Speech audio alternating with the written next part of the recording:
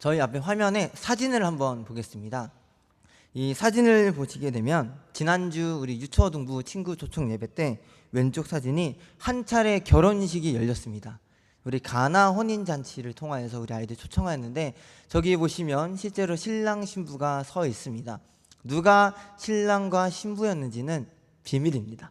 네, 알려드릴 수가 없습니다. 그래서 리마인드 웨딩 컨셉으로 해서 이렇게 했는데, 우리 아이들이 같이 예배 드리는 장소에서 결혼식을 하니까 너무나 신선하게 느꼈고, 그 아이들 굉장히 즐거웠습니다. 그리고 그 오른쪽에 있는 사진은 무엇이냐면, 우리가 2주간의 토요일날 주일학교 아이들과 전도를 나갔습니다. 그래서 저 사진은 일명 박모세와 전도 군단이라는 사진입니다. 그래서 우리 아이들이 저를 따라서 같이 전도를 나가는 모습인데, 굉장히 귀찮아하면서도 막상 우리 아이들이 성도님도 전도할 대상을 만나면 열심히 나가지고 전도를 했습니다. 그래서 우리 아이들이 이 교회를 통하여서 전도를 경험하는 시간이 되었습니다. 이 두 사진이 오늘 제가 설교하고자 하는 두 가지 교회의 성격에 대한 말씀입니다.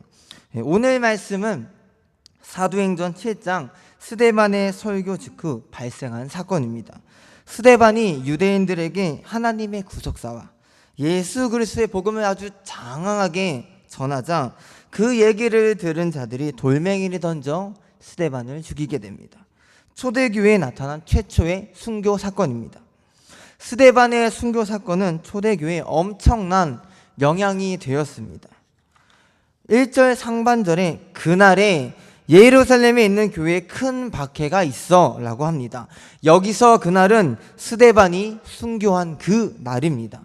그리고 큰 박해란 예수 그리스도의 복음을 전하는 자들에게 임한 큰 박해 사건입니다. 그 박해자로서 앞잡이가 바로 사울이었습니다. 사울은 스데반이 죽임을 당하는 것을 마땅히 여겼고, 초대교회 남녀 상관없이 기독교인들을 잔멸하였습니다. 그 사건이 발생하였습니다. 이 사건 이후 초대교회는 굉장한 폭풍우가 휘몰아쳤습니다. 그 전조가 바로 예루살렘 교회에 있었던 자들이 흩어지는 것입니다. 우리 다 같이 8장 1절 화면에 보이는 말씀을 봉독하겠습니다. 시작. 사울은 그가 죽임을 당하는 것을 마땅히 여기더라.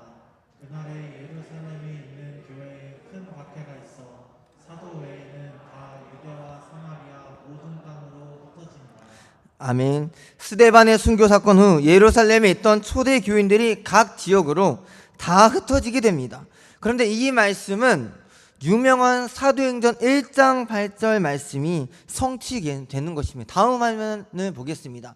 보시게 되면 1장 8절에서 예루살렘, 온 유대, 사마리아 땅끝까지 이르러 내 증인이 되리라 말씀하시는데, 1장 8절을 뒤집게 되면 8장 1절입니다. 근데 이 말씀에서 그날에 예루살렘에 있는 교회에 큰 박해가 있어 사도 외에는 다 유대와 사마리아와 모든 땅으로 흩어진다고 말씀하십니다. 성령께서 임하심으로 이 말씀은 실제로 성취가 됩니다. 그래서 이 말씀을 보게 되면 우리가 예수님의 복음이 전 세계로 흩어지고 되는 걸 알 수 있습니다. 그래서 따라서 이 두 구절을 중심으로 우리가 사도행전 전체 구절을 보시면, 다음 화면에 보시면 이렇게 나타납니다. 실제로 1장에서 서론이 나옵니다. 그리고 2장 7절은 예루살렘과 그리고 성령 강림이 있어서 예루살렘 교회가 탄생하는 배경이 됩니다. 그리고 8장부터 9장은 유대, 그리고 이 사건 이후에 4절부터는 사마리아의 복음이 전해집니다. 그리고 10장부터 28장은 그리스와 로마의 그리스도의 복음이 전해지고 흩어지게 됩니다. 하나님의 복음이 전해지는 곳에 하나님의 교회가 세워집니다. 보이지만 보이지 않는 교회, 즉 복음 전파자들의 전도로 교회가 세워지게 됩니다. 우리가 이 말씀에서 제가 두 가지 단어로, 동사로 설교를 정리하고자 합니다. 첫 번째는 모이다입니다. 오늘 본문 말씀에 보면 모이다라는 단어는 나와 있지 않습니다. 근데 왜 이 말씀을 드릴까요? 바로 흩어지기 위해서는 먼저 모여 있어야 되기 때문입니다. 흩어지는 대상은 예루살렘 초대교회 교인들입니다. 사도 외에 예루살렘 초대교회 교인들이 흩어집니다. 사도들이 예루살렘 교회에 남아있던 이유는 아직 그곳에 복음을 전한 대상들이 남아있기 때문입니다. 초대교회가 처음 형성된 원동력은 바로 오순절, 오순절 성령 강림 사건입니다. 다 같이 사도행전 2장 1절 말씀을 봉독하겠습니다. 오순절 날의 이름에 그들이 다 같이 한 곳에 모였더니 오순절 성령께서 사람들에게 임하십니다. 그들이 모였더니 모여 있었습니다. 물론 헬라어 성경에는 모여 있더니가 아니라 있었더니라고 말씀하십니다. 그들이 다 같이 한 곳에 있었더니 그곳에 성령께서 임하신 것입니다. 그들은 성령이 임하는 장소에 있었고 이후에 예배와 교제를 위해 끊임없이 공동체로 모였습니다. 성령님은 예수님께서 말씀하신 약속의 영입니다. 누가복음 24장 49절 말씀에서 볼지어다 내가 내 아버지께서 약속하신 것을 너희에게 보내리니 너희는 위로부터 능력이 입혀질 때까지 이 성에 머물라 말씀하십니다. 약속의 영 성령이십니다. 성령님께서 예루살렘 교회에 임하셨습니다. 성령님께서 임하심으로 그 안에 능력 있는 교회, 하나님의 교회가 세워졌습니다. 그것은 성령께서 주관하시고 하나님의 능력을 기대하는 오순절 교회, 예루살렘 교회였습니다. 그 교회는 모이는 교회입니다. 두 번째 단어는 흩어지다입니다. 오늘 말씀의 중요한 단어는 초대교회 구성원들이 흩어지는 것입니다. 헬라어로 흩어지다는 디아스포로입니다. 사도 외에는 다 유대와 사마리아 모든 땅으로 흩어지니라. 초대교회에 가해진 박해로 사도의 모든 땅으로 사람들이 흩어졌습니다. 그들이 흩어진 이유는 단 한 가지입니다. 바로 복음 전파입니다. 복음 전파의 사역을 감당하기 위해 하나님께서 흩으셨습니다.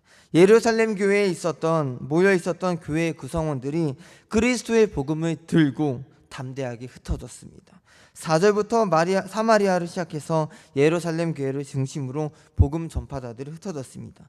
이와 같이 흩어지다에 이 나타나는 형식이 오늘 본문 말고 다른 본문이 한 군데 더 있습니다. 우리 다 같이 창세기 11장 9절 말씀을 봉독하겠습니다. 그러므로 그 이름을 아벨이라 하니 이는 여호와께서 거기서 온 땅의 언어를 혼잡하게 하셨음이니라. 여호와께서 거기서 그들을 온 지면에 흩으셨더라.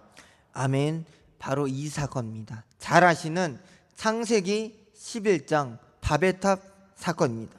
바벨탑은 사람들이 성읍과 땅을 하늘 꼭대기까지 쌓아서 자신의 이름을 온 지면에 알리고 흩어짐을 면하기 위해서 만들었습니다. 그들이 모였습니다. 그들은 자신이 하나님처럼 되고 하나님의 위치까지 올라가려고 했습니다. 그들이 모이는 목적은 무엇입니까? 욕망입니다. 욕망의 구렁텅이로 빠져가는 과정이 바벨탑을 짓는 일입니다. 그러나 여호와께서 내려가서 그들을 흩으셨습니다. 왜곡되고 잘못된 모임을 흩으셨고 서로 알아들을 수 없도록 언어를 다르게 하셨습니다. 온 지면에 흩으셨습니다. 이 말씀 보시게 되면 이 헬라어 성경의 디아스포로, 오늘 사도행전 8장 1절에 나타나는 흩어지다 동사와 그리고 이 바벨탑에서 흩어지는 동사가 같습니다. 같이 흩어지게 됩니다. 그런데 오늘 말씀에서 우리가 교회의 성격에 대한 두 가지를 정리할 수 있습니다. 오늘 설교 제목은 모교 흑교입니다. 처음에 이 설교 제목 모교 흑교라고 했을 때 이게 어떤 사자성어입니까? 라고 저한테 오셔서 물어보신 분이 계십니다. 근데 이거는 사자성어가 아닙니다. 모교 흑교는 모이는 교회, 흩어지는 교회의 줄임말입니다. 첫 번째는 모이는 교회입니다. 모이는 교회의 특징은 예배, 기도, 구제입니다. 오순절 성령 강림 사건 이후 만들어진 초대교회는 날마다 예배드리며 기도하며 구제에 힘썼습니다. 복음 위에 바로 서기 원하였습니다. 성령 충만한 자들은 그리스도 안에서 하나가 되었습니다. 모이는 교회의 목적은 하나님께 영광을 드리는 데 있습니다. 두 번째는 흩어지는 교회입니다. 흩어지는 교회의 특징은 복음 전파와 증인입니다. 세상으로 나가 사명자로서 증인으로서 예수 그리스도의 복음을 전하는데 목적이 있습니다. 이와 같은 모이는 교회, 흩어진 교회, 아까 말씀드린 바벨탑 사건과 서로 다른 점이 있습니다. 보시면 제가 표로 준비를 하였습니다.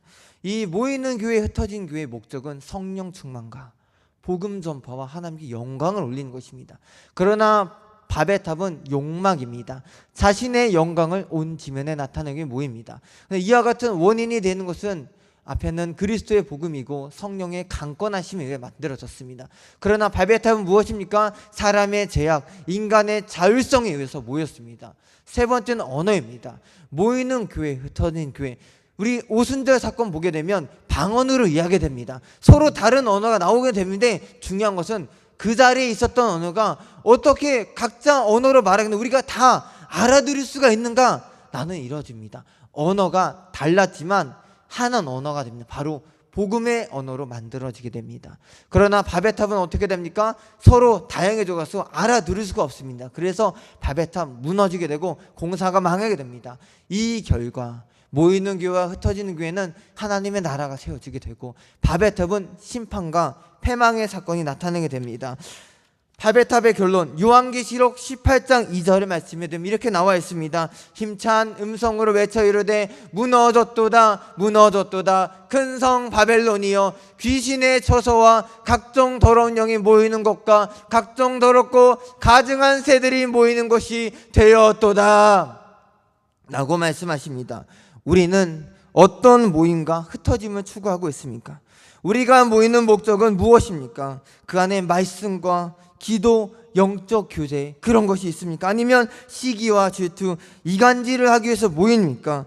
우리가 흩어지는 목적은 무엇입니까? 내 살 길을 잘 살기 위해서, 돈을 벌기 위해서, 내 갈 길을 가기 위해서 흩어집니까? 아니면 주님의 고난에 동참하며 복음을 전하기 위해 흩어지십니까? 우리의 위치를 분명히 알아야 됩니다. 우리가 목장 모임을 하는 이유는 무엇입니까? 바로 영적 교제. 우리가 삶을 살아가는 가운데서 어떻게 살아갔고 그 안에 사는 게 우리가 어떤 역사를 하셨는지, 우리가 교사 모임을 하는 이유가 무엇입니까? 먹고 마시기입니까? 아닙니다. 아이들 한 영혼을 놓고 상황을 알고 기도하기 위해서 모이는 것입니다.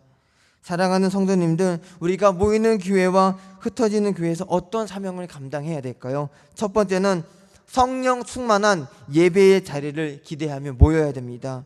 우리는 주일 성수를 지키며 은혜의 자리를 기대하며 모여야 합니다. 우리의 신앙의 핵심은 주일 성수에 있습니다. 주일은 안식 후 첫날 예수 그리스도께서 부활하신 날입니다. 사실 따지고 보면 매주가 부활 주일입니다. 우리는 부활 주일을 기념해야 됩니다. 부활의 역사, 새 생명의 역사, 거듭남의 역사가 일어나는 것이 주일입니다. 우리는 주일 예배를 사모하며 성령 충만함을 받아야 됩니다. 예배에 오는 목적이 사교 모임이 아니라 하나님께 영광을 올리고 영적으로 충만하는 그 자리가 되어야 됩니다.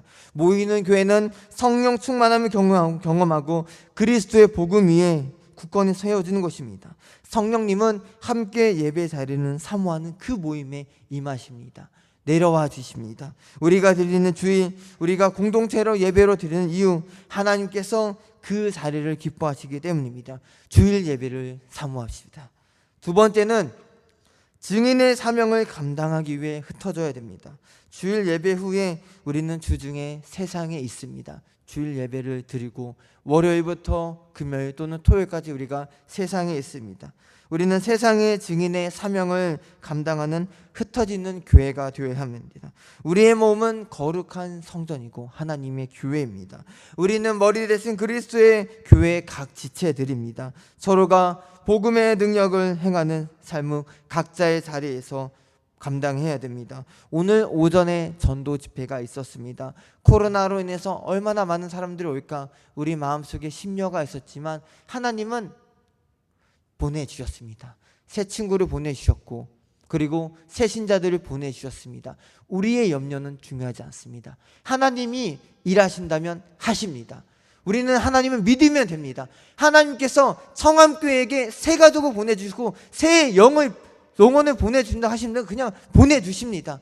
우리는 믿으면 됩니다. 우리는 나가서 전도를 하면 됩니다. 오늘 전도 집회가 끝났다고 해서 우리의 모든 전도가 끝난 것이 아닙니다. 내일부터 다시 전도를 해야 됩니다. 혹시 오늘 못한 영혼들이 있다면 나가서 또 전도하면 됩니다. 내년에도 있고 내후년에도 있고 계속 기회는 있습니다. 우리는 나가서 흩어지고 전도의 문을 여는 우리 교회가 되어야 됩니다. 세 번째는 동행하시는 성령님을 믿어야 됩니다. 초대 예루살렘 교회, 모이는 교회부터 시작해서 박해후 흩어지는 교회가 형성되기까지 이 모든 운동, 전도를 주관하신 것은 성령님이십니다. 사도가 아닙니다. 사도행전이라고 해서 사도들이 주관한 것이 아닙니다. 사도 베드로가 등장했는데 바울이 등장하고 나서부터는 나타나지 않습니다. 그 말씀은 무엇이냐? 사도행전의 주인공은 성령님이라신 겁니다. 오순절 성령님께서 임하십니다. 그리고 예수님께서 승천하신 후 또 다른 보혜사를 보낸다고 약속하셨습니다. 그것이 성령님입니다. 자칭 다른 보혜사라고 하는 신천지 이만희가 아닙니다. 그런 악한 사람이 아닙니다. 성령님입니다. 성령님이 우리와 함께 하고 계십니다. 동행하고 계십니다. 우리가 성령 하나님의 역사를 믿어야 됩니다. 우리의 모임과 흩어짐은 그리스도의 복음으로 새롭게 거듭난 공동체로 역사하시는 성령께서 움직이십니다. 사랑하는 성도님들, 우리는 예배드리고 영적 교제가 있는 곳으로 모이는 교회의 사명을 감당하고, 그리고 세상에서 복음 전파와 증인된 사명을 감당하는 우리 흩어지는 교회, 그 사명을 감당하는 우리 성도님들 되시기를 간절히 소망합니다. 기도하겠습니다. 살아계신 하나님 아버지, 감사드립니다. 사도행전 8장 1절 스데반의 순교 사건 이후에 흩어지는 교회가 형성되었습니다. 하나님, 우리가 성령님의 강권하심에 의해서 모이는 교회와 흩어지는 교회의 사명을 감당하기 원합니다. 우리의 마음속에 두려움이 있다면, 어려움이 있다면 성령께서 주관하여 주셔서 우리가 모이는 교회, 흩어지는 교회 사명을 감당한 우리 성도님 될 수 있도록 우리의 믿음을 붙잡아 주시옵소서. 하나님, 전도 집회가 끝났다고 해서 우리의 전도가 끝난 것이 아닙니다. 하나님 나라를 세워가고 하나님 나라를 위해서 그 사명을 감당할 때 성령께서 우리와 함께해 주시옵소서. 감사하고 예수님의 이름으로 기도드립니다. 아멘.